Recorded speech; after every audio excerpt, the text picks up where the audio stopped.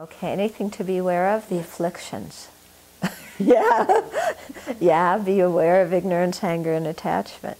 Yeah. Be aware of the mind getting lazy and kind of drifting off into la-la land or whatever.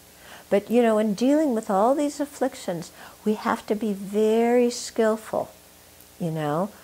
Yeah, you have to be skillful to know how to work with your mind. You can't there and say, oh no, I'm spacing out, mind, get back here, concentrate. If that is not skillful, it's not going to work. Okay? So you kind of got to go. I had a friend who sometimes talked to her mind like she did to a little toddler.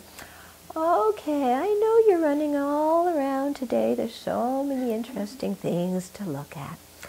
But let's come back here and sit down, and we're going to look at Tara, do Tara meditation. So you know, you treat your mind with some kind of gentleness and bring it back. Sometimes you need to be quite sharp with your mind, you know, if your mind's really going into some crazy thing, and just go, stop. You know, I've got to stop it right now. This isn't getting me anywhere. So this is the whole thing. You've got to know how to be a doctor to your own mind, when to be gentle, when to like cut it immediately, very sharply. Yeah. So you learn this simply through practice and trying. And you have to learn what the right antidotes are for the affliction. If your mind is feeling down and lacking energy, that's not the time to meditate on death and impermanence. That's the time to meditate on refuge and precious human life. Okay? If your mind is filled with attachment and zooming around, thinking of all the far out things you want to do after retreat, that's when you want to meditate on death and impermanence. Okay? So you have to know what to meditate on when. Okay? Oh, another thing that's quite important. Read the Tara book. Yeah, the book that is called How to Free Your Mind. Read that one. Yeah, because it's going to explain a lot of these different things in the meditation.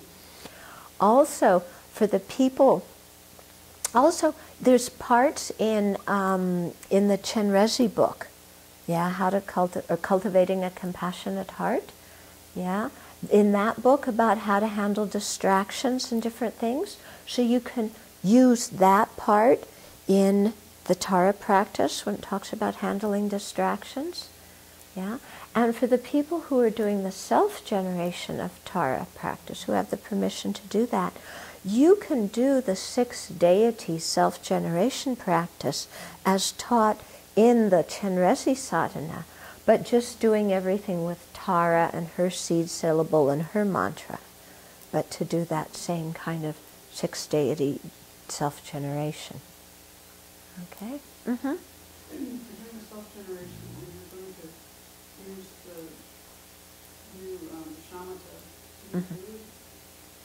what's the reason? Okay, so if you're doing the self-generation and you want, what's your object of concentration for shamatha? It's yourself as Tara. Okay? So you go, you know, you've dissolved yourself into emptiness, you appear as Tara, you go over all of that features, all of that, and then holding the divine dignity of being Tara, then that, you know, yourself as Tara is your meditation object. Okay, for developing shamatha. So the same lines for all of us who are not, who are front generating, Uh-huh. when we do the emptiness part, Uh-huh. and you're meditating on emptiness at that Mhm. point, are you not meditating on your body as well? Okay, so in the front generation, when you meditate on emptiness, that is going to be on page 10, okay, when you have, you generate the aspiration in the first paragraph, and then in the second paragraph, Tara's extremely pleased, she comes on top of your head, melts into you, dissolves into you. At that point, you meditate on emptiness. Okay? Yeah. And then if you think your body, speech, and mind become inseparable from Mother Tara's holy body, speech, and mind, and you concentrate on that, what you could do at that point is you could think, you know, my body is empty, my speech is empty, my mind is empty of inherent existence. So you can make that into a meditation on emptiness. Or you can think my body, speech, and mind are Tara's conventional excellent qualities. Yeah? And so you meditate that your mind has Tara's realizations, let's say of compassion or bodhicitta or renunciation, something like that.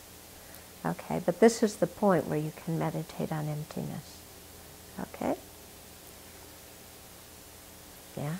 So when Tara dissolves into you in the sadhana, you've got to, at that point, let go of all kinds of, you know, this thing of, you know, this is me and I'm sitting here, you know, and I'm this and such a kind of person.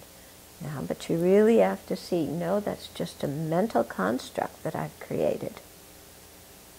Yeah, and you do the analysis. Am I my body? Am I my mind? You know, where's this I that I think is like this? Okay, and when you can't find it, then you stay in the non-finding. Okay, so I think that's enough for today. And then each day before lunch, I'll just give a brief 5-10 minute, you know, explanation, and we'll just go through the sadhana and talk about different things. Also, if you have different questions, and also the people doing the retreat from afar, you know, write your questions down, send them in. I'll also talk about those in the little talk each day. And those talks will get put on YouTube. So, okay. Good.